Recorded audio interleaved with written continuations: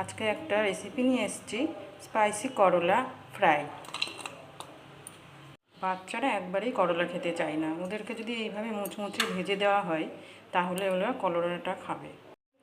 নুন দিয়েছি, হলুদ দিলাম, সাথে হালকা করে লঙ্কার গুঁড়ো দিয়ে দিলাম। ইচ্ছা করলে লঙ্কার গুঁড়োটা আপনারা স্কিপ করতে পারেন। সাথে দিয়ে দিলাম কর্নফ্লাওয়ার, দিলাম গরম মশলা। এবার ভালো করে নেড়ে চেড়ে 10 মিনিট মতন এটাকে রেখে দেব।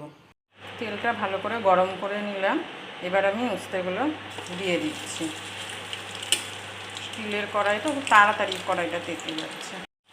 তেল গরম হয়ে গেছে, কড়াইয়ের মধ্যে আমি করলাগুলো দিয়ে দিয়েছি।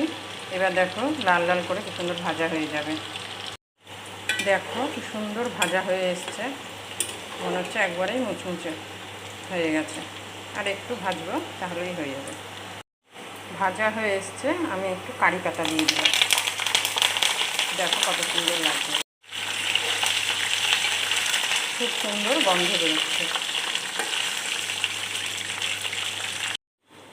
কারি পাতা দেওয়াতে খুবই সুন্দর গন্ধ আসছে।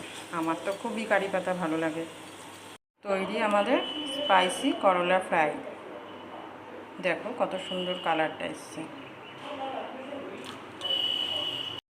আমরা সবসময় ভাবি যে বাচ্চাদের কীভাবে আমরা একটু সবজি খাওয়াবো, তো আমরা এইভাবে মুচমুচেভাবে করলা যদি ওদেরকে ভেজে খাওয়াই, ওরা ঠিক পছন্দ করবে।